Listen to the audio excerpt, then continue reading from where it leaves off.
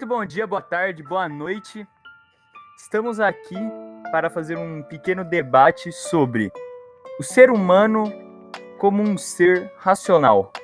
Debate filosófico que abrange uma grande questão na filosofia. E também nesse debate aqui a gente vai apontar os três principais filósofos desses pensamentos aí, que são o Sócrates, o Platão e o Aristóteles. Esses três aí que são praticamente Jesus Cristo da filosofia. Então os caras são os pais de tudo essas bagulho aí. Bom, como Sócrates, eu vou falar um pouco de Sócrates, né? Tipo, assim, eu tava vendo que Sócrates, existia os pré-socráticos e algo depois de Sócrates. Antes de Sócrates, eles acreditavam na filosofia, eles estudavam mais, tipo, o universo, coisas do universo, tipo, pra saber, conhecer o cosmos. Pra conhecer mais do cosmos, essas coisas. E você vê que tem filosofia pré-socrática e pós-socrática. É um literal Jesus Cristo da filosofia, o senhor Sócrates. Sim, Sócrates era tipo o top dos top. Aí teve Platão, Aristóteles e entre outros. Mas esses três foram os principais que ajudaram ao conhecimento do ser humano, que tiraram a filosofia da parte de só o universo e também começaram a conhecer mais do eu. Exato, foi ele que revolucionou, né, o universo da filosofia, ele que trouxe para o mundo, com a basicamente. Antropologia filosófica, que é o debate sobre o ser humano, não só sobre o universo, sobre a mente humana. Reconhecer a própria ignorância, essa é a marca registrada de Sócrates. Ele dizia, né, cara, que o lema era, tipo, conhecer a si mesmo, né, cara, que o mais importante era como posso dizer, a vida do homem é fazer com que ele conheça a si mesmo, cara. Sim, o negócio de Sócrates era o conhecimento do eu maior. Autoconhecimento, diálogo com si próprio. Diálogo em geral também, é sempre bom dialogar. Voltando para aquele assunto que o Chagas disse, né, sobre Sócrates ser considerado até mesmo o Jesus Cristo da filosofia, por a filosofia se dividir em pré-socrática e pós-socrática. Na verdade, o Sócrates ele não criticava os filósofos pré-socráticos, ele apenas queria solucionar os problemas e não tinham sido solucionados pelos filósofos antes dele, porque, como o Yatagan disse, eles se preocupavam em descobrir qual era a essência do universo em geral, assim, entendeu? Exatamente, Murilo. Antes, os filósofos, eles queriam achar essas respostas que a mitologia muitas vezes tentava impor sobre a gente sem nenhuma prova muito concreta. E o Sócrates que percebeu que a gente não tinha só que estudar o que estava em volta da gente, e também o que estava dentro da gente. Autoconhecimento. Mas eu acho que a gente falou demais do Sócrates. E tem outros dois filósofos pra gente falar ainda, que é o Platão, que criou o mito da caverna, que é de grande influência dentro da filosofia. E ele tem um posicionamento, incluindo o mito da caverna, dentro dessa questão da racionalidade do ser humano. E ele fala que a gente é dualista, o ser humano. Assim como os dois mundos que ele apresenta, que é o inteligível e o sensível. Ele fala que a gente divide em alma e corpo, que o corpo é meio que representa o mal do ser humano. Que a gente tem os nossos desejos carnais, as coisas más, vêm do nosso corpo, dos nossos sentimentos. O lado mais irracional, se pode assim se dizer, o lado que age por instinto.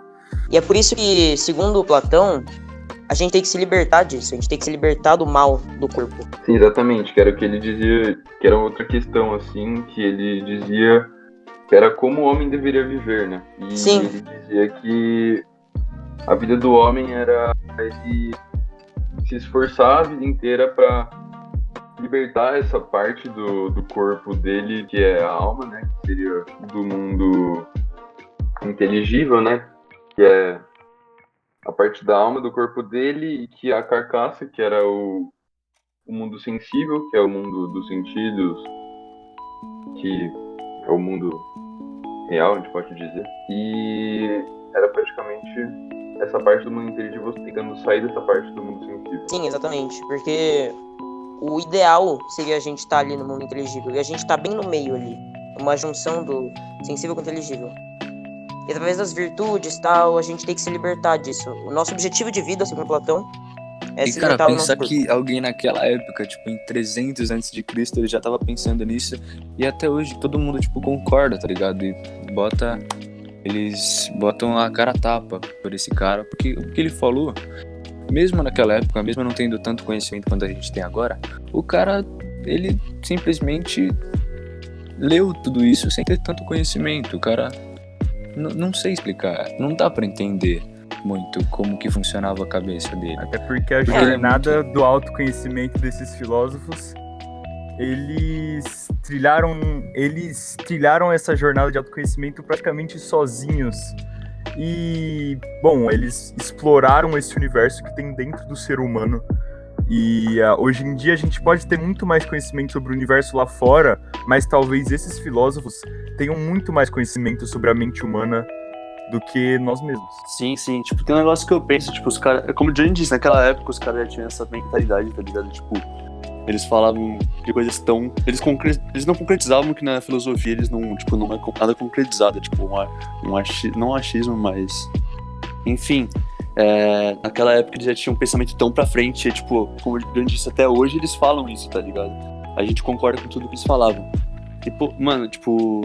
É incrível saber esses negócios, tipo, eles faziam tudo sozinho. A maioria desses negócios, tipo, Platão, ele tinha seus seguidores e tal, mas, tipo, ele falava, esse negócio ele falava, tipo, eles falam tudo sozinho. E eles conseguiram provar tudo que eles falavam, esse é o da hora de tudo. Exato, eles eram mentes muito, muito brilhantes. Bom, e falando em mentes geniais, a gente já citou bastante duas, Sócrates e Platão, e tá faltando mais uma mente genial dessa época grega, Aristóteles.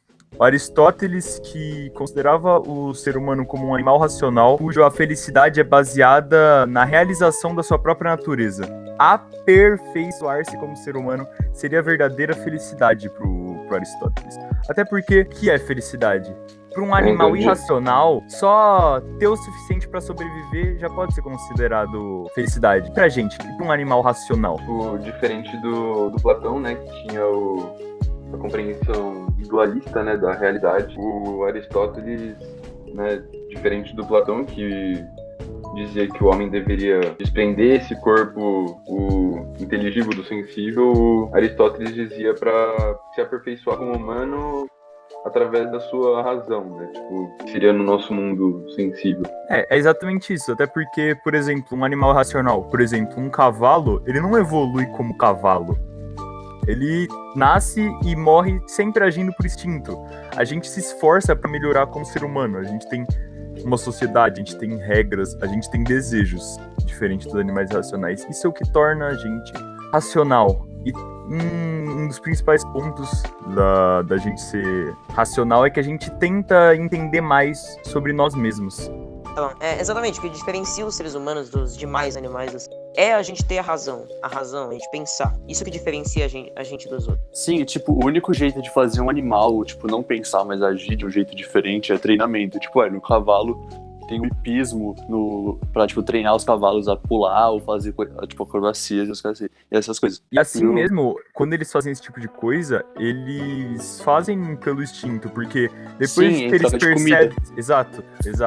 Depois que eles percebem que quando eles fazem esse tipo de coisa, eles ganham uma recompensa que é necessária para a sobrevivência dele, por exemplo, comida, eles começam a fazer isso de bom grado, porque eles sabem que vão receber algo que eles precisam para sobreviver. Exato, isso torna muito concreta a teoria de Aristóteles, falando que, tipo, nós somos os únicos os animais, entre aspas, que são considerados racionais, porque a gente pensa antes de fazer as coisas, a gente cresce como ser humano, diferente deles que cresce só pra conseguir sobreviver. Dá pra falar também que dá pra relacionar o pensamento do Aristóteles com o do Platão, que do Platão é mais uma coisa de você purificar a sua alma, e do Aristóteles é você aperfeiçoar ela. E também, tipo, a felicidade, até mesmo no ser humano, ela, que o Aristóteles falou, ela foi mudando conforme o tempo. Isso mostra como que a evolução humana não é algo só individual de uma pessoa crescer como ser humano, mas como um grupo, porque o ser humano tá sempre mudando aí as suas vontades e razões para ser feliz.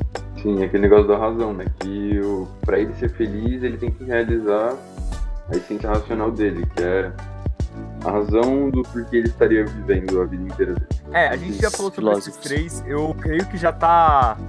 O reloginho já deve estar chegando no fim, a gente tem no Deve máximo ter- 10 deve ter minutos. estourado já. Pois é. Exato. Bom, acho que a gente pode ir encerrando o nosso Filocast por aqui, né? Vamos. Muito obrigado, professor Pascoal, por ter dado pra gente essa oportunidade. Foi um trabalho bem legal de se fazer. E, Sim. bom, acho que a gente pode falar os nossos nomes aqui, para ele anotar aí. Exatamente. Bernardo Antunes Chagas, Guilherme Aristides. Bernardo Atagan de Andrade. João Vitor Mazarão de Oliveira. Leonardo dos Isidorá. E Murilo Moraes Felisberto. é isso. Obrigado, Até. pessoal. Muito obrigado e tchau, tchau.